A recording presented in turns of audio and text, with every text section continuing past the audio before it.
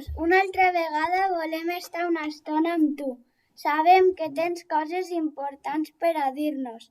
Per això mirarem de no distreure'n gens. Ara farem uns moments de silenci, respirarem a poc i a fons, i des del fons de cor ens farem créixer les ganes d'escoltar-te. Moltes de les coses que explicava Jesús no són com les que expliquen alguns personatges famosos en les entrevistes o a través de les xarxes.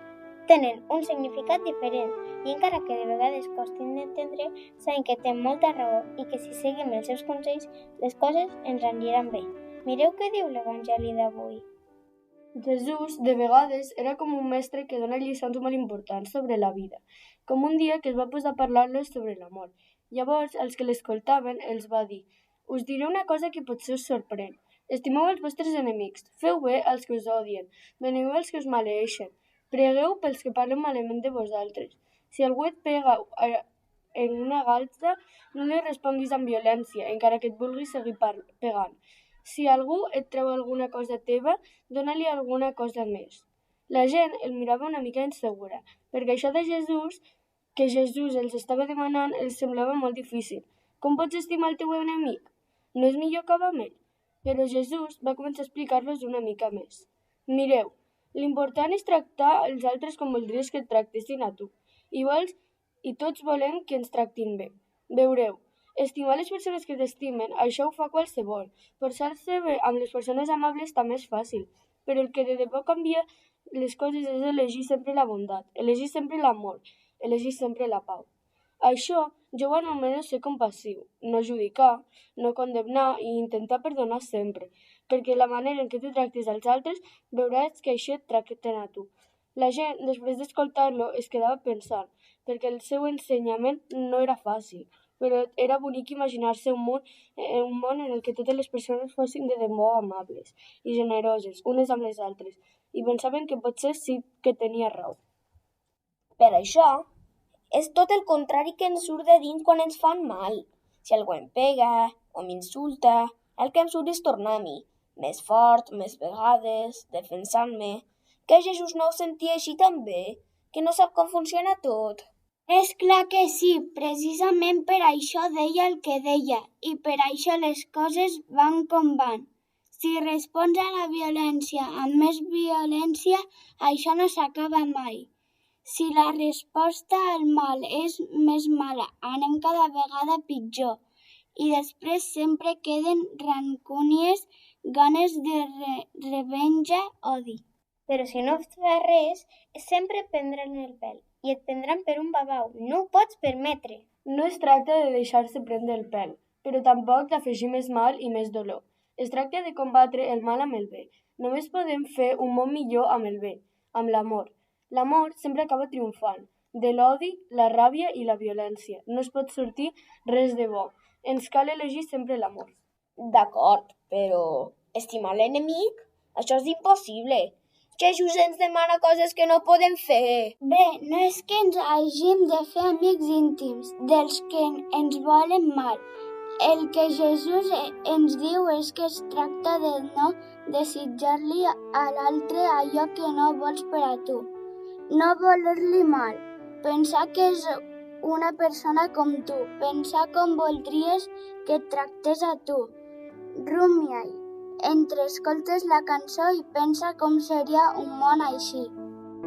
Si jo parlés 1000 llengües, però no estimés, si fos capaç de veure el que vindrà, si fos capaç de moure les muntanyes amb la fe, no serviria de res. Si jo donés als pobres tot allò que tinc, o fos capaç de vendre'm per esclau, si pretengués donar-t'ho tot però no t'estimés, no serviria de res. Valdria tant com un timbal trencat, un escallot escardat. L'amor és pacient, l'amor és bondadós,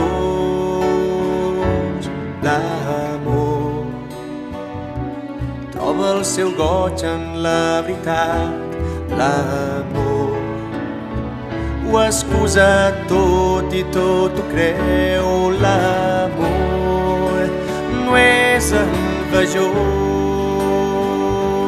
l'amor no és altiu ni orgullós, l'amor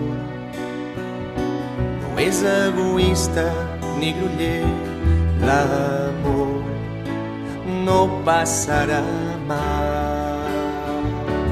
L'amor és pacient, l'amor és bondadós,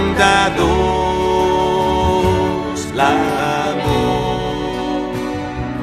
troba el seu goig en la veritat, l'amor ho excusa tot i tot ho creu, l'amor no és envejós,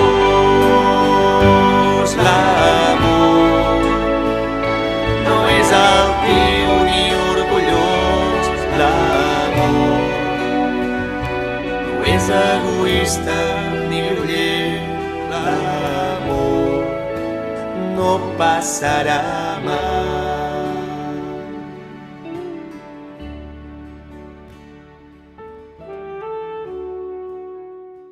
És cert que el que ens proposa Jesús no és gens fàcil i sabem que necessitem ajuda. Per això hem de pregar una i una altra vegada perquè ens acompanyi en aquest camí difícil. Jesús, en els moments de dubte, Dona'm llum, en els moments de cansament, dona'm força, quan senti por, dona'm valor, en els moments de dolor, dona'm pau, quan estic a punt de rendir-me, dona'm coratge. ensenya'ns a viure el camí de l'amor. En el nom del Pare, del Fill i de l'Esperit Sant. Amén.